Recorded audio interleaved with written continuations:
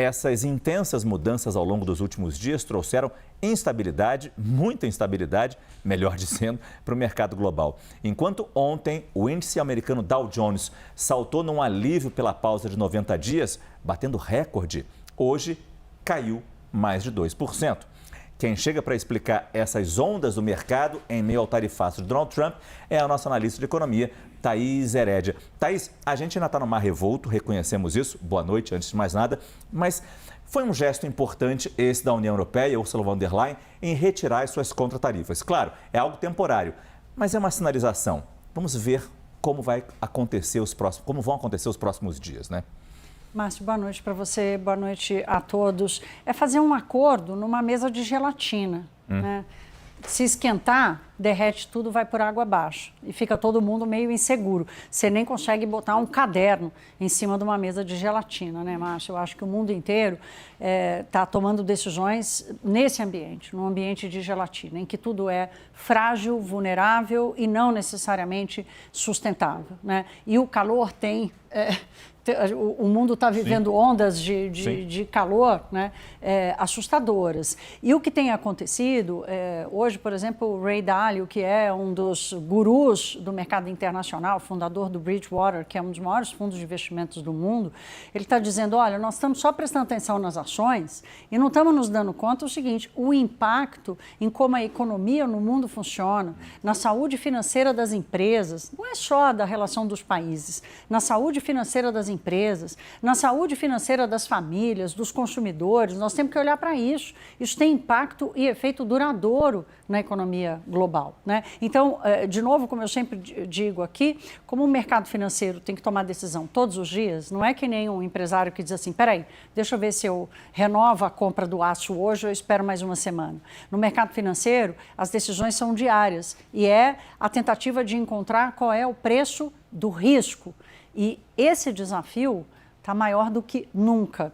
E aí, Márcio, a ideia aqui hoje, que a gente preparou para dividir com vocês, cada dia a gente tenta trazer uma perspectiva, né, disso que está acontecendo, é mostrar o seguinte, o mundo, desde segunda-feira, e sempre olhando do ponto de vista da sinalização que os mercados financeiros nos dão, que o mercado acionário especificamente nos dá, ele está vivendo em ondas muito assustadoras. Então, se a gente olha, esses três gráficos mostram a evolução das bolsas Nikkei no Japão, Dow Jones nos Estados Unidos e o DAX da Alemanha. Só para a gente ter uma ideia, elas parecem ter tido elas estão com, vamos dizer assim, um shape parecido, né? Começam lá embaixo no começo da semana, de repente tentam uma alta na terça-feira, caem novamente, na quarta-feira, com o anúncio da suspensão, aquela estilingada que a gente trouxe, e daí uma tentativa de recuperação. Mas o que está acontecendo, Márcio, é que o ciclo da notícia tem feito com que essas ondas que são parecidas, elas não aconteçam no mesmo momento. O ciclo da notícia está durando no máximo 12 horas. Então, ontem foi um dia de estilingada dos mercados nos Estados Unidos. E hoje foi um dia de perda excessiva do outro lado do mundo e na Europa. Aí hoje começou com uma tentativa de recuperação lá fora e perda aqui dentro. Então, o que acontece no Ocidente acontece diferente no Oriente e vice-versa. E tem o fuso horário também, porque fica nesse jogo de gato e rato, você faz a sua tarifa, só que leva 12 horas para responder com a minha tarifa. E aí a gente fica nisso e talvez o ciclo da notícia seja mais problemático, porque há uma demora até essa resposta, por causa do fuso também, que não facilita nada. Tem o fuso horário, mas ele nunca foi um elemento assim, definidor, né, Márcio? O mundo, a gente convive com o fuso horário e o mercado financeiro também, né? O que eu quero chamar a atenção aqui é que o descasamento do ciclo da notícia, né, que aqui a gente consegue entender, ou pelo menos olhar um pouquinho pensando que eles estão tomando a mesma direção, mas em momentos diferentes, o ciclo da notícia não está segurando as decisões, essas decisões diárias que os gestores de investimento têm que tomar, elas estão mudando a cada 12 horas, porque o investidor que está no Japão, Tudo bem, ele pode tomar decisões, óbvio, voltadas ali para o mercado local, mas o capital é global. O capital é global. Então, quando a gente olha, os sites têm feito muito isso, a gente já até mostrou aqui, ontem você mostrou o vermelho de um lado, azul do outro, no globo. Aí depois azul no Oriente, vermelho no Ocidente, né? Então, esse descasamento é uma demonstração clara do grau de volatilidade e de insegurança. O ciclo da notícia não deixa o gestor do mercado financeiro sustentar uma posição por mais de meio dia. E falando em volatilidade, a gente tem que falar do dólar. Que a gente achava que... A gente acompanha a volatilidade do dólar, e nesses mesmos gráficos, talvez o dólar tivesse nas altas e quedas que ele teve desde o dia 7 de abril, quando saíram as primeiras medidas relacionadas às tarifas lá de Washington com o Donald Trump. A gente teve o dólar passando de 6,10 em um dia, teve dias que ele foi a 5,60 e quebrados. Hoje teve mais um dia de alta.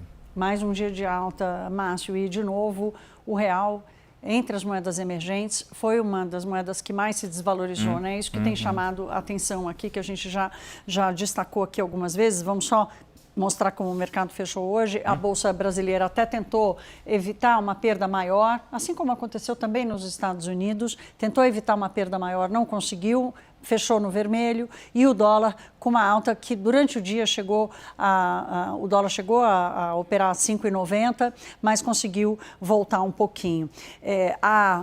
A trajetória do dólar é uma trajetória da moeda americana, é uma trajetória de desvalorização da moeda americana. Então, quando o dólar se desvaloriza, o ideal era que, e geralmente acontece, o resto do mundo, as moedas se valorizam, né? Só que está havendo uma divisão. Como a aversão ao risco está muito grande, essa desvalorização do dólar não está batendo para os emergentes, porque os emergentes são investimento de risco. E o que chama a atenção é o que está acontecendo, por que o capital está indo embora do Brasil. Ontem eu trouxe aqui a informação, até 2 semanas atrás, eram quase 15 bilhões de reais de estrangeiros na Bolsa de Valores. Esse valor já baixou para 4 bilhões e meio em apenas 2 semanas. Hoje o Banco Central também trouxe dados, né, do fluxo cambial, ou seja, entradas e saídas de moeda estrangeira, tanto pela conta financeira, que é essa do investimento, quanto pela conta comercial, que é exportadores e importadores. É a maior saída registrada no primeiro trimestre desde 1982. Portanto, há uma fuga de capital do Brasil. Não é nada alarmante, o Brasil não está sob risco, o Brasil tem um bom seguro com as reservas internacionais, mas a pressão por saída do dólar está muito alta. E aqui 2 fatores. Primeiro, o capital indo embora de risco. E segundo, como a atividade econômica aqui continua forte, hoje, por exemplo, tivemos o dado do setor de serviços, que cresce mais de 4% em 12 meses, a atividade aqui no Brasil continua forte, mesmo que em processo de desaceleração, o brasileiro está importando tudo, e isso faz pressão no dólar também.